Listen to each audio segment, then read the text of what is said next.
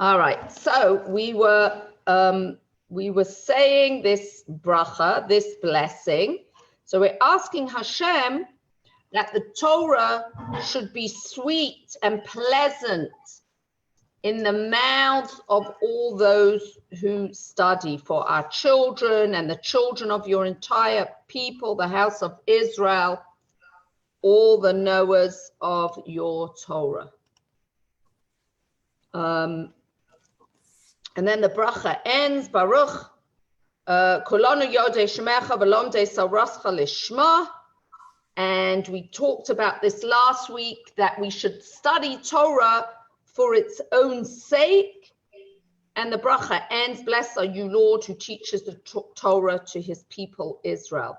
Actually, the sages say that making this bracha, making this blessing on the study of the Torah is a segula. It brings the bracha, the blessing, for those who are still waiting for the bracha of children. Because as you see in this bracha, we ask Hashem that not only should the Torah be pleasant in our mouths, but also in the mouths of your entire people, Israel. And then we move on to the next bracha. Baruch atah Hashem, Elokeinu melech ha'olam, asher bacha banu mikol ha'amim, v'nasan lanu es Torah. So Baruch atah Hashem, nosein haTorah. Blessed are you, Lord our God, King of the universe, who has chosen us from among all the nations and given us his Torah. Blessed are you, Lord, who gives the Torah. Nosen haTorah, the giver of the Torah, who gives the Torah. So this bracha is not an exact repetition of the previous bracha. In the previous bracha, we thanked Hashem for the mitzvah of studying Torah, and we went on to ask Hashem that when we study the Torah, it should be pleasant for us. It should be something that we enjoy, because when you enjoy doing something, you have a good taste for something.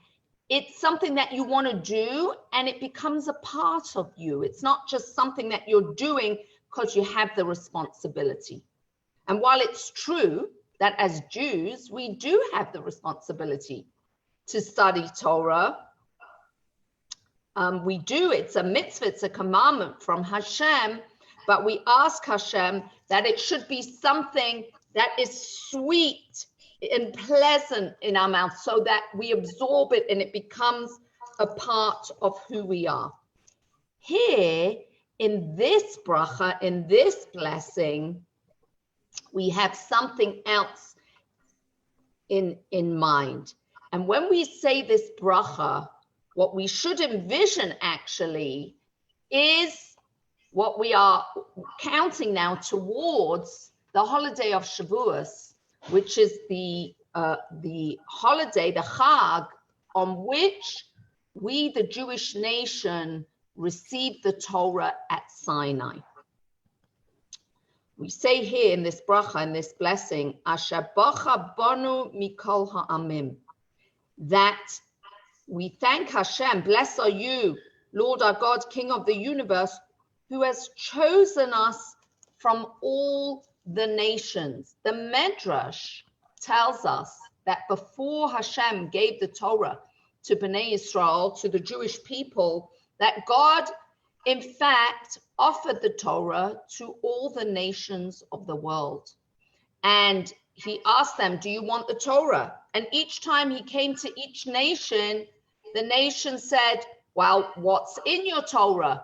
And to each nation, God presented something from the Torah. And the response was, well, that's going to be very difficult for us. So thank you, but no thank you. And so it went until Hashem asked Bnei Israel, asked the Jewish people, do you want my Torah? And our response was, Na'aseh v'nishma. We said two words, Na'aseh.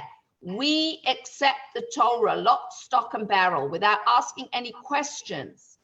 And then v'nishma, Now that we've accepted it, we will also make it our business to find out what is the meaning of the Torah and what it is exactly that we need.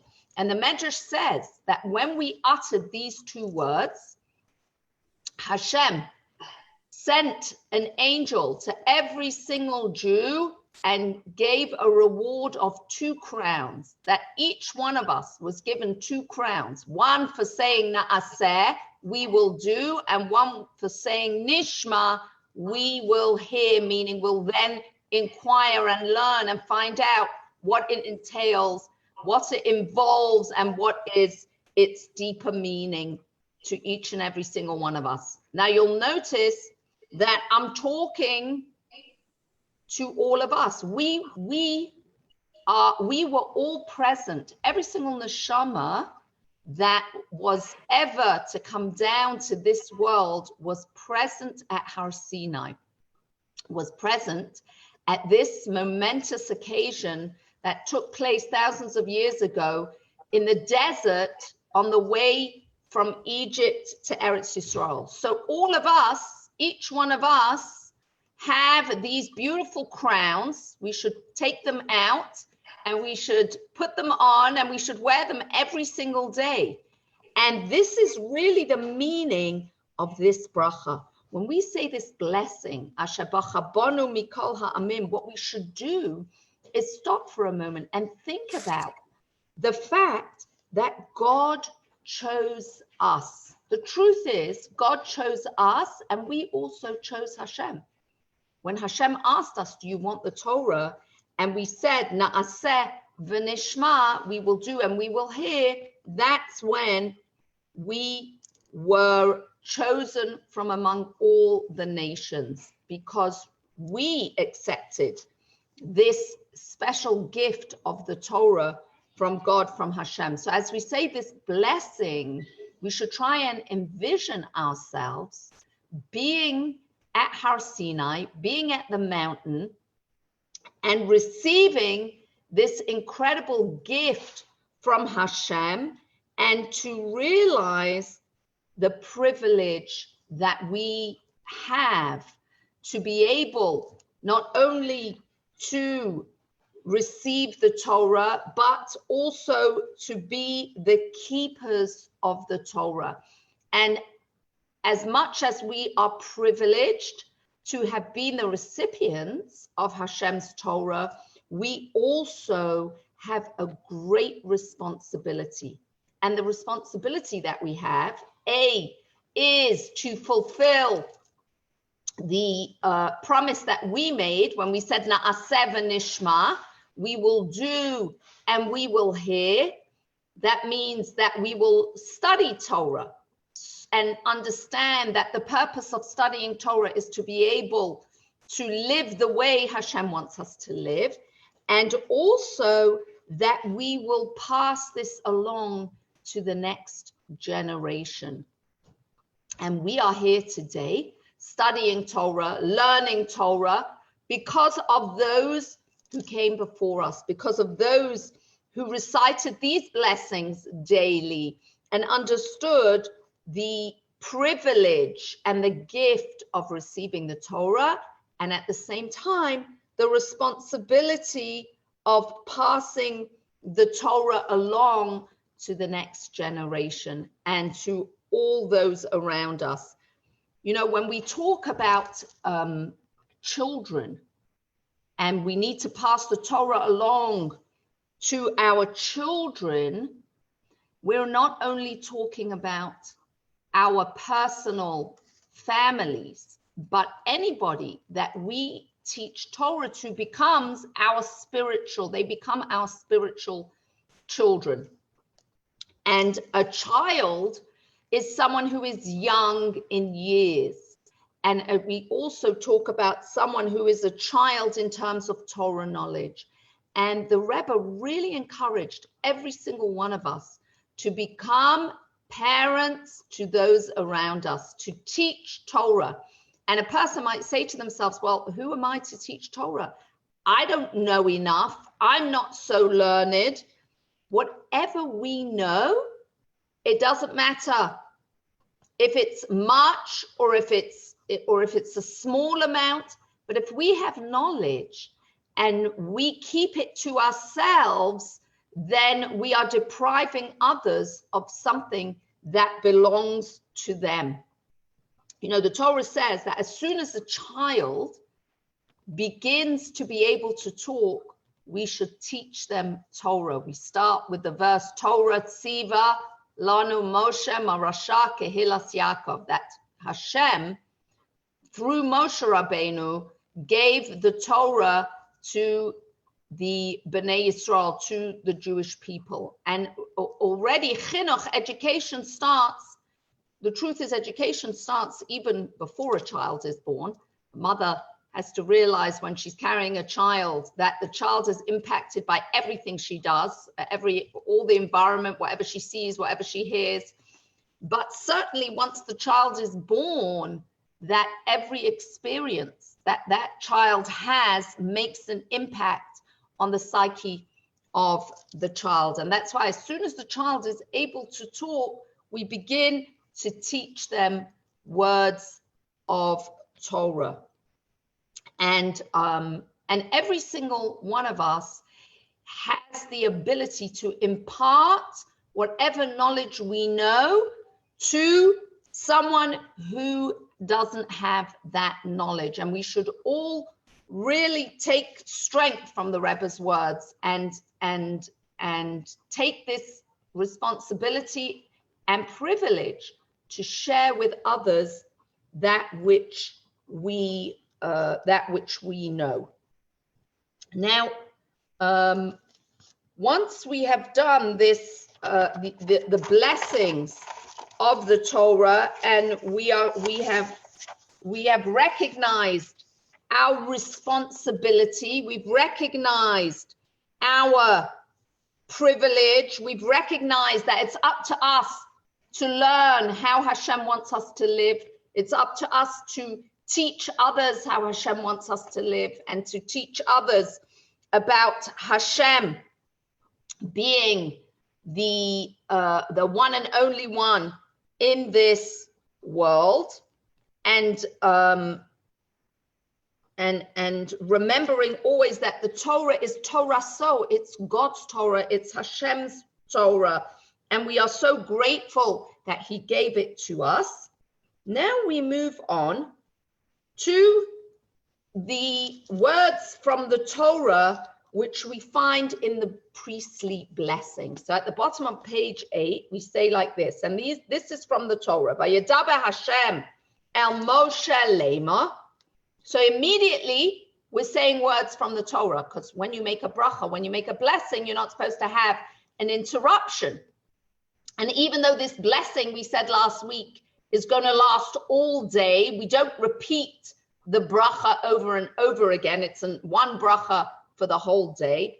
But right away, we say words from Torah. So this that we are saying over here comes from the book of Bamidbar, Numbers, and it says as follows: Vayedaber Hashem el Moshe lema, and the Lord spoke to Moses, saying, Daber el Aharon ve'el banav lema. Speak to Aaron and to his sons, and tell them the following: Ko savarachu es bnei Yisrael amar lahem. So thus you shall bless the children of Israel and say to them. Now we go over to page 9. What is the blessing that Hashem wants the priests to impart to the Jewish nation? Yevarechacha Hashem v'yishmerecha. It's a 3-part bracha. So it begins with, the Lord bless you and guard you. Ya'er Hashem panav elecha v'choneka. The Lord make his countenance shine upon you and be gracious to you. Yisa Hashem panav elecha v'yasem lecha shalom. The Lord turn his countenance toward you and grant you peace. And after the blessing, Those are the words of the blessing. The commandment finishes with Samu es shemi al bnei Yisrael, and they shall set my name upon the children of Israel, ve'ani avarachem, and I shall bless them.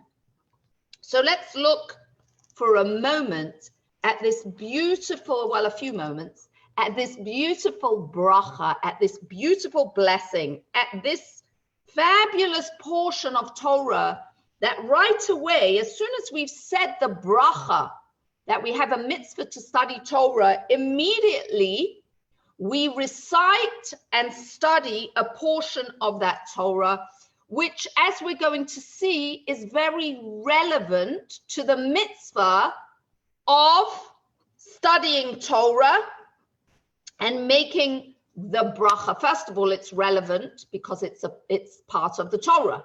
So we don't really need any more relevance than that. But we are going to see, as we look at this bracha, as we look at this blessing, that that actually it is pertaining specifically to this mitzvah of studying Torah. So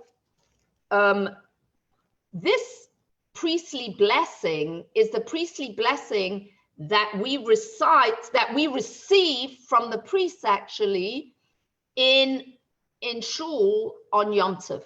So in Eretz Yisrael, in Yerushalayim, they do this every day, and in Chutz La'aretz, outside of Eretz Yisrael, we only do this on Yom Tov, on the holidays.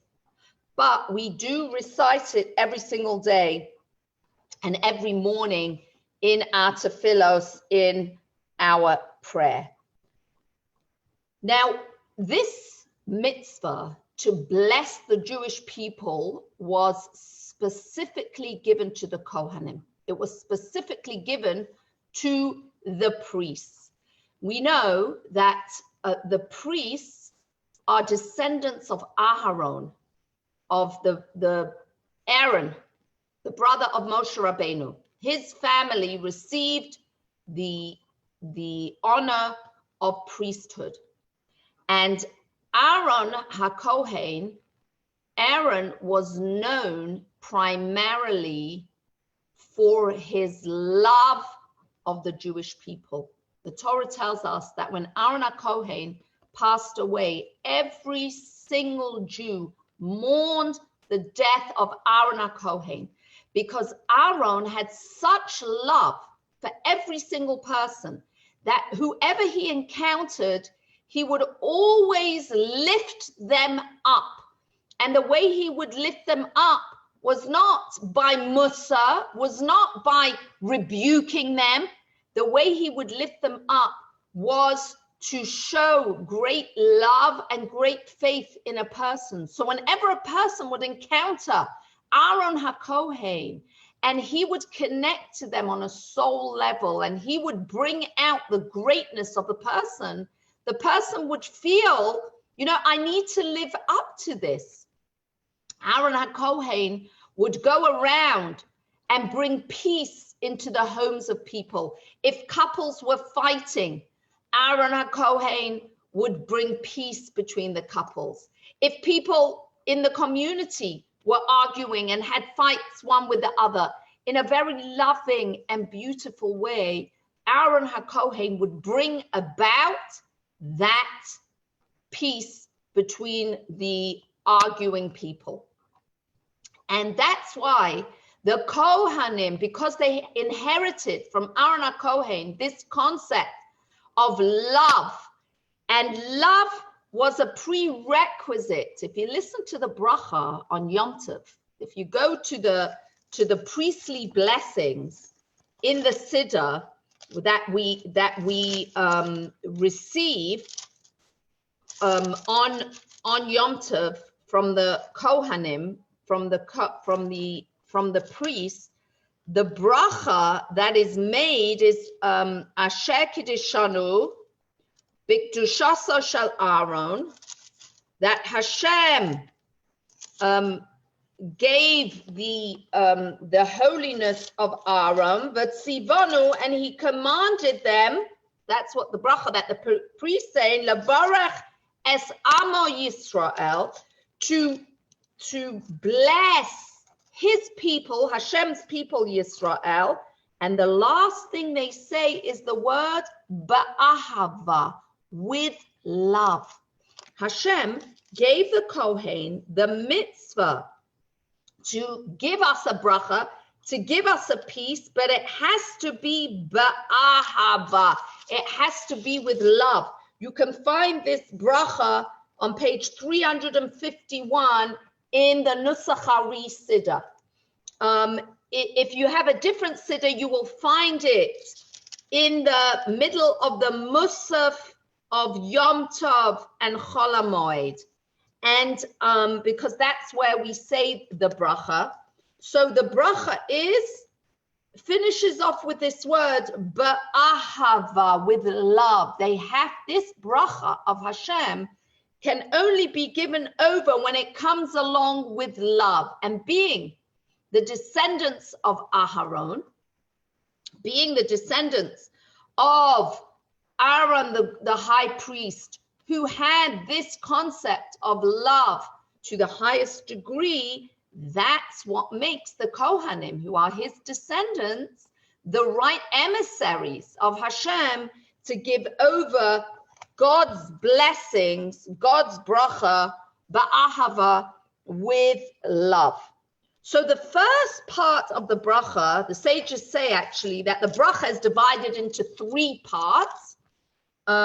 We know we have 3 avos, the 3 fathers, Abraham, Yitzchak, and Yaakov. So we start off with Yivarechecha Hashem v'yishmerecha. May Hashem bless you and guard you.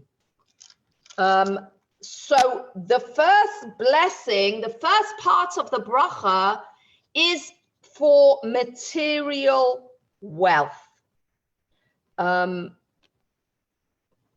Yivarechecha Hashem v'yishmerecha, that we should be blessed with material wealth, but material wealth comes along with its set of dangers. As long as Mashiach is not here, there's no perfect situation. So when a person is blessed with material wealth, it comes along with dangers. What are the dangers of material wealth? So there's 2 kinds of dangers.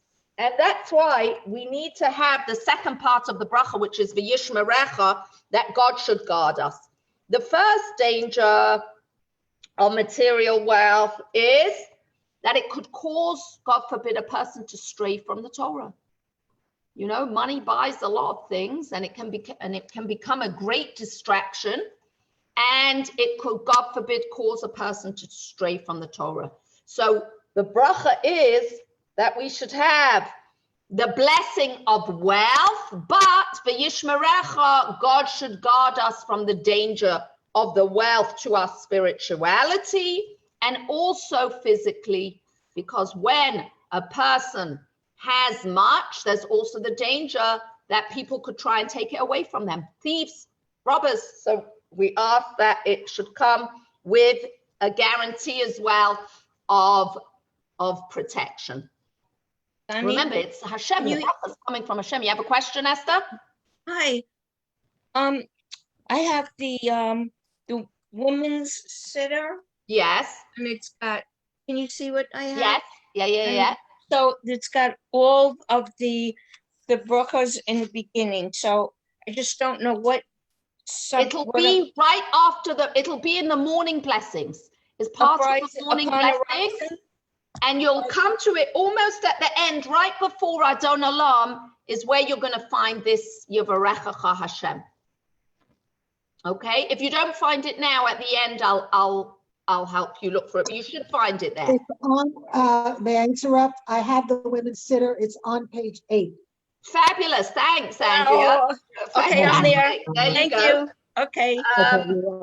Thank you. So So the first part of the bracha is a blessing for wealth and to be protected from anything negative that could come along with that wealth. Next, we move on to Ya'er Hashem Panav Eilecha V'chuneka.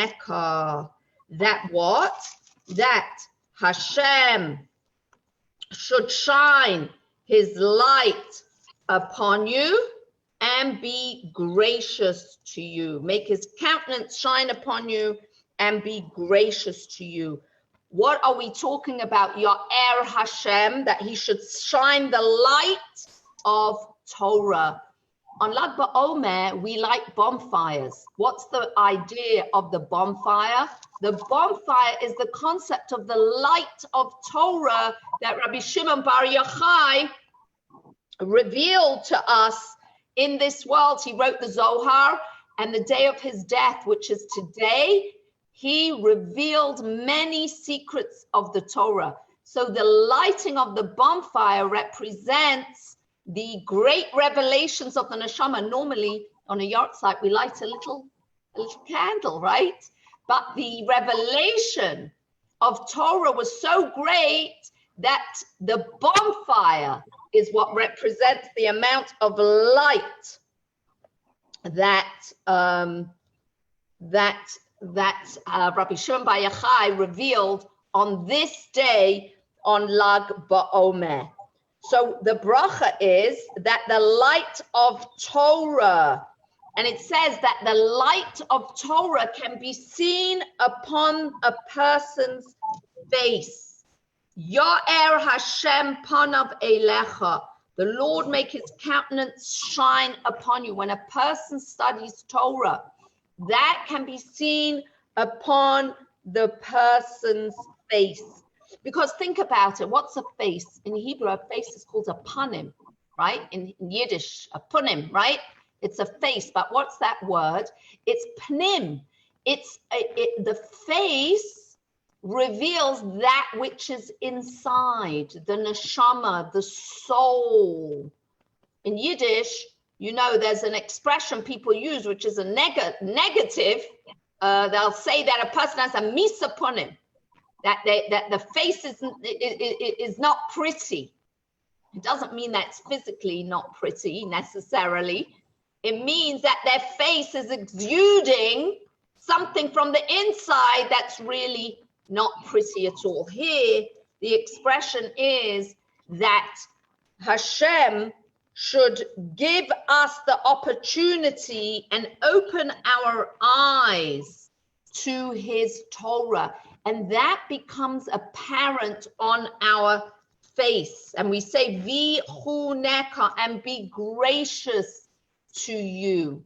That we receive the grace from Hashem. When our eyes are open to the Torah and we receive that grace from Hashem, that actually becomes apparent on our faces. That people can see on our exterior that we are full of grace and full of Torah. It becomes apparent.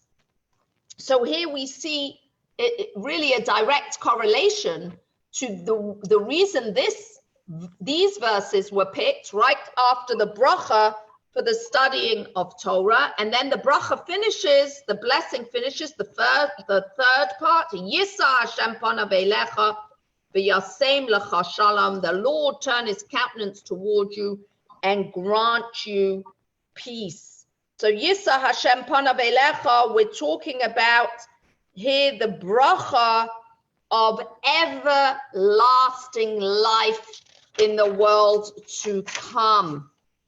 That the result of our being given this privilege to study Torah, to learn Torah, and to live life in this world, and to take the gift of wealth and to take the gift of success that Hashem has given to us and to put it to good use, meaning to our purpose in this world, to reveal Hashem in this world, the automatic result of that is everlasting life.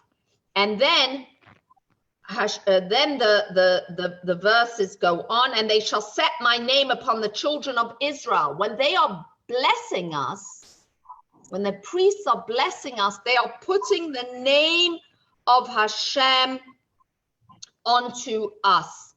And then it says, V'ani avarachem, and I shall bless them.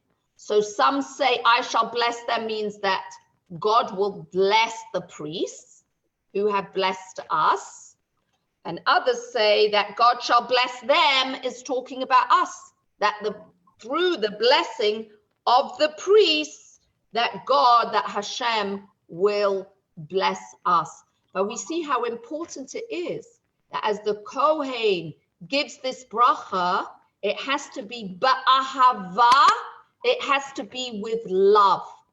On a practical level, if there's somebody in the congregation that is present when the Kohanim are giving their blessing, and there is a conflict that has not been resolved, that Kohen is not allowed to bless the congregation, because it has to be ba'ahava. It has to be with love. And if there's a fight between the Kohen and somebody there, then the ahava is not complete.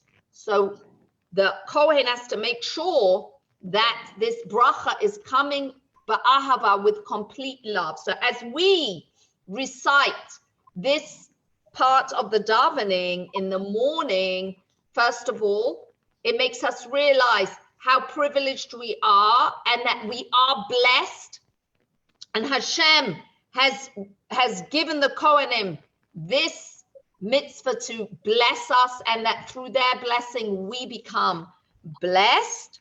And also to remember that we are also, even though we may not be a Kohen, in the Torah Hashem says to all of us, to every Jew, you shall be to me mamleches kohanim, a kingdom of priests, v'goy kadosh, and a holy nation.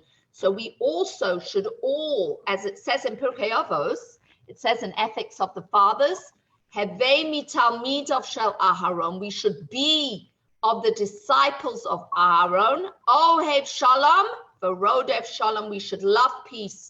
And not just love peace, but pursue peace. Meaning, we shouldn't just say we want it to be peaceful. We have to rodef shalom. We should do whatever we can to make peace happen. Ohev es habrios, love people, umakarvan la Torah, and draw them close to the Torah. If we love people, people will want to be drawn close to the Torah that we bring to their attention, that we teach to them, because it won't be in a way of preaching, it will be in a way of great love. So that's the priestly blessings, and from there we go on to another part of the oral Torah, and we read as follows. We read as follows: Elu devarim she'ein lohem shiur. This is from Shabbos, and it's part of the oral Torah. These are the precepts for which no fixed measure is prescribed. You know, in Torah, sometimes we have a mitzvah and we're given exact measurements how much the mitzvah has to be. For example, we now are in the period known as the Omer. So we're counting the days from Pesach to Shavuos, the 49 days, but also the concept of the Omer. The Omer was a measurement of barley that had to be brought as an offering. So we know exactly how much needed to be brought. But there are certain mitzvahs in the Torah when it comes to giving that there is no fixed measurement. And these mitzvahs are as follows. And we're not going to go into every single one of these mitzvahs. What I would suggest to you is, when you have an opportunity, when you have time to look into each of these mitzvahs on their own, because we'll never finish if we look at each one. But it's something that we should learn more about. So hapeah, which is leaving the crops at the edge of the field. In Eretz Yisrael, the Jews, when they moved into Israel, they were all farmers. They were each given a portion of land. And there was a mitzvah that they would have to leave the corners of the field so that the poor people would have what to eat. So that was not given an exact measurement. So you could be generous, and you should be generous. Vahabikurim, and again, this mitzvah of Bikurim is now one of the names of the holiday of Shavuot, is Chag HaBikurim, the holiday where the Bikurim would be brought. What were the Bikurim? The Bikurim were the first fruits. The land of Israel is blessed with 7 different kinds of produce. I mean, it's blessed in general, but the Torah mentions 7 kinds of produce: chita, usaora, wheat and barley, gefen, ute'ena, grapes and figs, rimon, pomegranates, zayit, well, the shemen, the oil from the olives, or davash, and the honey from dates. So when this produce would grow, right away when it would grow, they would have to tie a red string around the first of the produce, and that would be brought as an offering to the Beis HaMikdash, to the Holy Temple. V'harayon ugmilas chasadim v'talmud Torah, the gift of the first fruits. We said the pilgrimage offerings brought when appearing before the Lord on the 3 festivals, deeds of kindness, and the study of Torah. There's no limit to these things. Now the Mishnah goes on to say, Elu devarim she'adam ochaper sehem ba'olam hazeh. These are the precepts, the fruit of which man enjoys in this world, v'hakeren kayemes la'olam haba, while the principal reward remains in the world to come. So generally speaking, when we do a mitzvah, the true reward of the mitzvah is in olam haba, is in the world to come. But these mitzvahs that we're talking about right now, there is an immediate reward in this world, but really the main reward is in olam haba. So what are these mitzvahs? Number 1, kibud of va'im, honoring one's parents. Ugemilas chasadim, and deeds of kindness. V'hashkamas beis hamidrash shachris v'arvis, and attendance at the house of study morning and evening. V'hachnosas orchim, and hospitality to strangers. Or vikur cholim, and visiting the sick.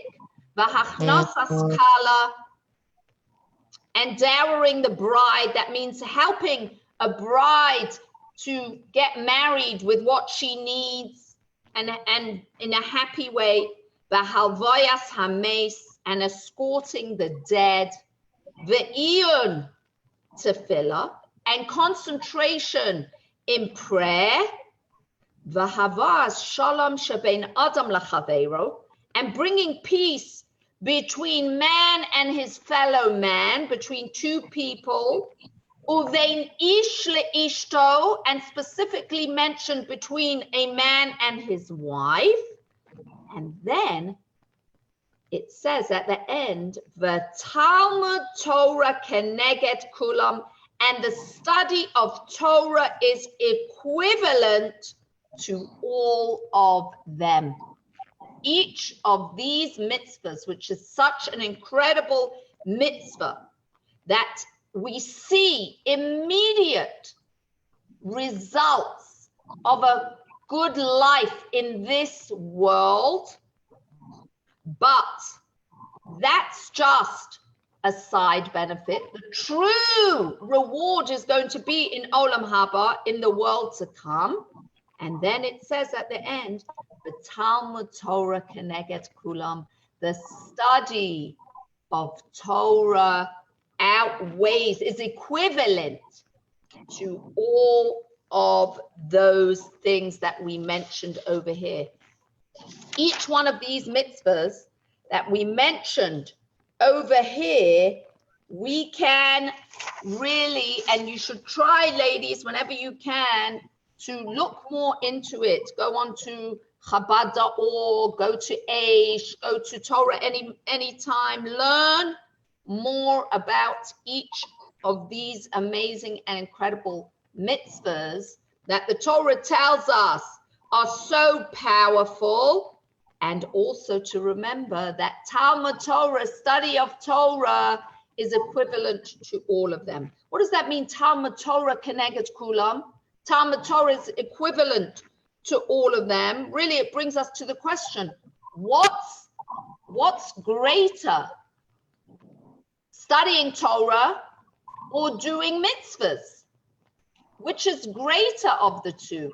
This is the famous question. Which is greater? And the sages tell us that studying Torah is greater because it leads to action. We are here in this world to fulfill a mission, which is to make this world a dwelling place for Hashem, which is to make this world a dwelling place for God. Studying Torah gives the greatest ability to reveal godliness in this world. When we learn a halacha, when we learn a law about the way we're supposed to live our life, all the laws that we learn are connected to worldly things. It's all about how we are supposed to interact with the physical world that God's created. So, for example, we mentioned over here the mitzvah of payah, the mitzvah of leaving the corners of the field. When we mention that in our davening and we learn that mitzvah, that commandment, we are revealing God in the earth, of the entire world. We are bringing the revelation of God. And so it is with every part of Torah that we study and we learn. And that's what Torah is. Torah is Chachmas Hashem. It's God's wisdom. And when we study Torah, we bring the light of God into this world, which is what we are doing here. It's our purpose. And when we perform mitzvahs, we are revealing God within the physical aspects of this world. Lag BaOmer, actually, the holiday that we are celebrating on this day, is exactly a celebration of that. That it's the celebration of revelation. It's a celebration of light. What are we celebrating? We are celebrating the life of Rabbi Shimon Bar Yochai. Rabbi Shimon Bar Yochai, who passed away on Lag BaOmer. Before he passed away, he knew he was going to pass away. He said, when I pass away, I want there to be great simcha, great joy. And that's why on Lag BaOmer, we have great joy. And there's a custom to light bonfires. What do those fires represent? They represent the light that was brought into the world through the revelations of the secrets of the Torah that Rabbi Shimon Bar Yochai revealed on Lag BaOmer. He revealed it in general, but it all came to a greater degree of revelation on the day that he passed away. And this day is a very, very, very powerful day. I want to read to you from a beautiful discourse that this was, you know, the Lubavitcher Rebbe of blessed memory this was a Yom Tov. This was a day that the Rebbe really encouraged great celebration to take place on this day, and there were always parades and music. And right before the Rebbe had a stroke in 1991, he gave over a discourse, which he always would give in the evening. And in this discourse, he said as follows. I'm going to read what the Rebbe said. He said, there's another fundamental point regarding Lag BaOmer and its connection to Geula, to the redemption. On Lag BaOmer, the students of Rabbi Akiva, who hadn't treated each other with respect, ceased to die. The only students who remained were those who accorded each other the respect that they deserved based on the teachings of their teacher, Rabbi Akiva, V'ahavta l'reacha kamocha, that you should love your fellow as yourself. And Rabbi Akiva said, Zeh klal gadol b'Torah, this is a foundational teaching of the Torah. And we can link this occurrence, the Rebbe says, with Rashbi's Day of Joy. Rashbi is another way to refer to Rabbi Shimon Bar Yochai. It's the acronym Rabbi Shimon Bar Yochai. Rashbi was one of those 5 students of Rabbi Akiva who re-established the world after Lag BaOmer. So most of the students of Rabbi Akiva passed away. Rabbi Shimon Bar Yochai was one of the students of Rabbi Akiva that survived, and he conducted himself with the highest possible standards of Ahavas Yisrael, of love of Yisrael, and Achdus Yisrael, unity of Jews. This is demonstrated in the title. So there were 5 students left, and they put together a group, and they called themselves Chevraya, right? Colleagues, that we're all one, indicating the chibur, the connection and unity among them, to the extent that they became one through Ahavas Yisrael and Achdus Yisrael. Now, this concept is also emphasized in Rashbi's famous teaching on the verse, Hine matov umanayim shevet achim gam yachad. How good and how pleasant it is when brothers dwell together. And this is a special song that's associated with Lag BaOmer because of this, which expounds upon the topics of Ahavas Yisrael, love of a fellow Jew, and Achdus Yisrael, unity amongst Jews. And this is the connection to Geula, to redemption. Golus, exile, is a result of behavior which is the opposite of Ahavas Yisrael, as explained in the Gemara. So in order to negate the Golus, the exile, we need to add and intensify our Ahavas Yisrael, our love of our fellow Jew, thereby nullifying the Golus, the exile, and ushering in the true and final Geula, redemption.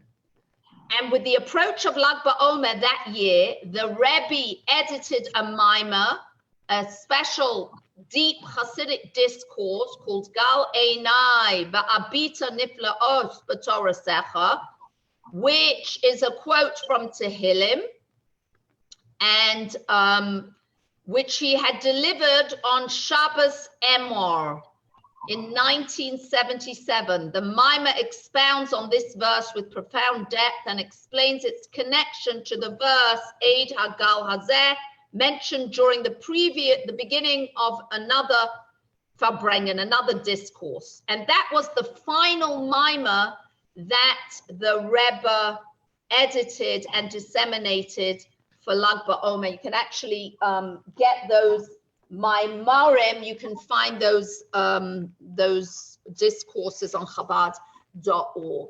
But we see that Ahavas Yisrael, love of our fellow is very much connected to this celebration of Lag BaOmer, of the holiday of Lag BaOmer. Lag BaOmer is connected to Geula, to redemption in so many ways, but this concept of love of a fellow Jew and achdus and unity between fellow Jews is such an important part of celebrating Lag BaOmer.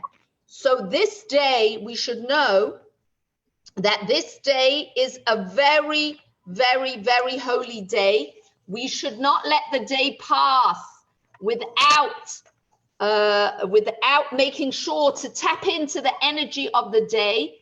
We should daven to Hashem. We should pray to God that in the zechus, in the merit of Rabbi Shimon Bar Yochai, in this world, there should be an end to all sorrows, to all sickness, and anything that brings pain in the world should be eradicated in the merit of Rabbi Shimon Bar Yochai. I just want to leave you with a couple of different customs that people have for Lag BaOmer. We mentioned the custom of lighting bonfires, and even though we can't light bonfires, perhaps each one of us in our homes, but we can connect to the concept of light as well through Torah. There are many songs that are related. If you just Google on your computers, playlist for Lag BaOmer, and play the music in your house and sing and dance. Rabbi Shimon Bar Yochai said that we need to be joyous on this day because joy breaks all boundaries. Many have the custom to play with bows and arrows on Lag BaOmer. Where does this come from? So the bow reminds us of the rainbow, and the rainbow is a sign actually of Hashem's anger. That was the sign that was shown to Noah after the flood. Hashem promised him he would never bring a flood to the world again and destroy the entire world with a flood. So when we see a rainbow, there's a bracha to say. The bracha is saying that God made a promise and he will not destroy the world with a flood, but it reminds us that there might be cause for that. And therefore, the rainbow is shown. So when we see a rainbow, it's a sign that something needs fixing, that Hashem has to remind us he's not going to destroy the world. But why would we even need that reminder? Because there's a lack. And we know that during the time of Rabbi Shimon Bar Yochai, as long as he was alive, there was never a rainbow in the sky, because he brought such godliness and holiness to the world that his existence here on its own merited that the world had enough goodness. And that's one of the reasons that we play with bows and arrows. And there was a holy tzaddik, Rav Menachem Mendel of Rimanov, explains that the game of bow and arrow, Rav Mendel's great disciple, the tzaddik Rav Tzvi Elimelech of Dinov, who wrote the Bnei Yisachar, explains this game according to what's written in the Zohar, that an especially bright rainbow portends the imminent revelation of the light of Mashiach.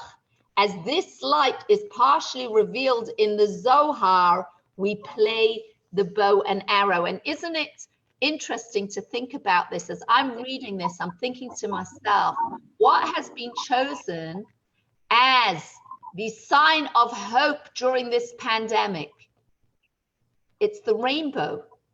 And we say here that a bright rainbow is going to be shown as a prelude to the revelation of Mashiach. The Rebbe adds that the arrow is a weapon that can shoot an enemy from a distance, and that alludes to those matters of holiness which defeat the evil inclination in advance, allowing the person to learn Torah successfully.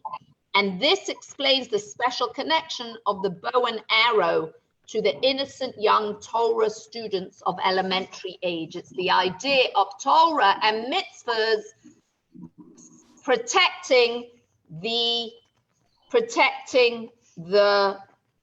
Torah. So these are just some thoughts about Lag BaOmer. We should take this day, be happy, as Rabbi Shimon wanted us to be happy. And when we fulfill the wish and request of Rabbi Shimon, then we are connected to Rabbi Shimon. When we learn his Torah, we are connected to Rabbi Shimon. And that will elevate us and bring great bracha to all of us. We should all think about this and daven for others, daven for ourselves.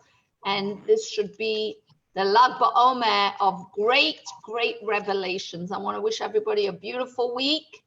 And we should continue the celebrations of Lag BaOmer. We're having a drive-through at Chabad today.